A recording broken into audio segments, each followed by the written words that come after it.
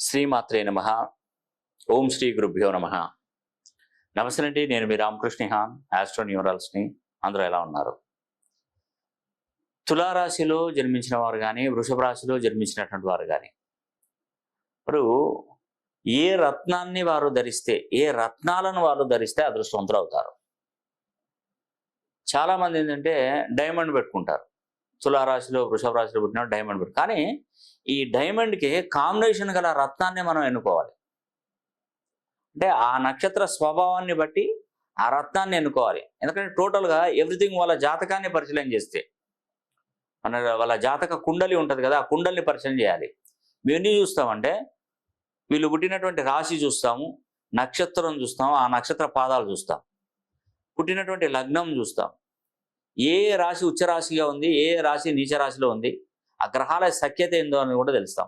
ఇప్పుడు ప్రజెంట్ వారికి ఏం నడుస్తున్నటువంటి దశ ఏంటి, అంతర్దశలో ఇంకా ఏమున్నాయి, ఇవన్నీ చూసి ఫైనల్గా 2 రత్నాలు కాంబినేషన్లో ఇస్తారండి.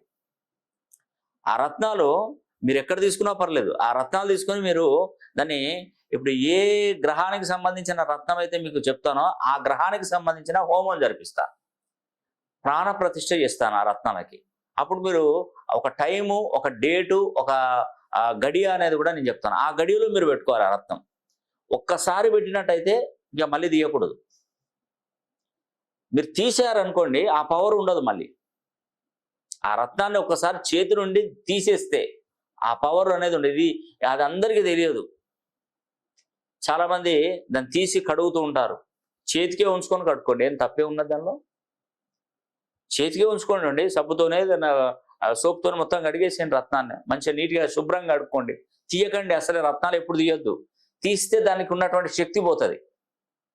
చాలా మందికి నేను చెప్తున్నానండి, ఎవరు దాన్ని పట్టించుకుంటున్నారో లేదో నాకు తెలియదు, కానీ నాకు తెలిసినటువంటి జ్ఞానాన్ని, మా గురువులు అందించినటువంటి జ్ఞానాన్ని నేను చెప్తున్నాను. రత్నాన్ని ఎప్పుడు కూడా చేతి నుంచి బయటికి తీయకూడదు. కొందరికి రత్నాలు మనకు దీంట్లో నుంచే ఊడిపోతుంటాయి, అంటే వాళ్ళకు ఏదో నష్టం జరగబోతుందంట, దానికి ఏదో ప్రాబ్లం అవ్వబోతుందని దానికి అర్థం. గమనించాలి.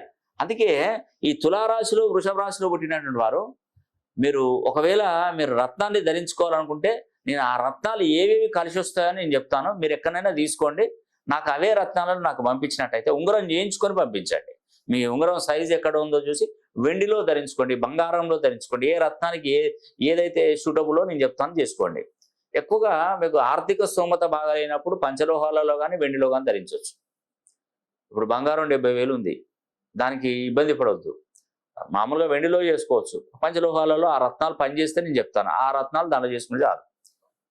ఉంగరం తయారు చేసుకున్న తర్వాత నాకు పంపిస్తే, మీకు ఈ కాంబినేషన్, ఏ ఉంగరం అని చెప్పాను, ఏ గ్రహానికి సంబంధించిన స్టోన్ చెప్పానో వాటికి సంబంధించినటువంటి హోమం జరిపిస్తాను. మీకనే కాదు, చాలా మందికి, వేల మందికి జరిపిస్తాను. జరిపించి దానికి ప్రాణప్రతిష్ఠ చేశాను. మీ గోత్రనామాలు పంపిస్తే ప్రాణప్రతిష్ఠ చేసి డైరెక్ట్ మీకు అందిస్తామండి. డైరెక్ట్ మీకే అందిస్తాము. అప్పుడు ఆ టైము, ఆ లగ్నం, ఆ రోజు వేళావిశేషం బాగుంటుంది కాబట్టి ఆ రోజు పెట్టుకుంటే మీకు మంచి జరుగుతుంది. అప్పుడు దాని పవర్ అనేది మీకు వస్తుంది. విశ్వంలో ఉన్నటువంటి ప్రతి వస్తువుకు ఒక గుణం ఉంటుంది. అది మంచి చేయడం కానీ, చెడు చేసే గుణం కానీ ఉండే అవకాశాలు ఎక్కువగా ఉంటాయి. ప్రతి వస్తువుకు ఉంటుంది. అది చేస్తే మంచి అయినా చేస్తుంది, లేదంటే చెడైనా చేస్తుంది.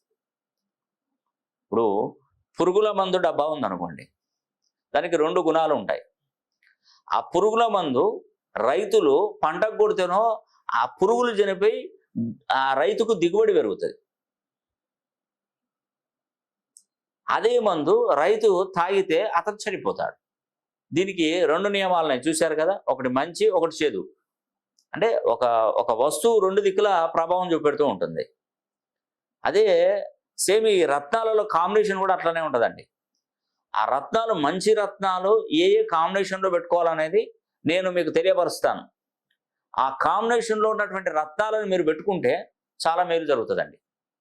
కాబట్టి ఈ అవకాశాన్ని ప్రతి ఒక్కరూ సద్వినియోగం చేసుకోవాలని కూడా నేను మనస్ఫూర్తిగా కోరుకుంటూ సెలవు తీసుకుంటున్నాను. సర్వే జన సుఖినో భవంతు.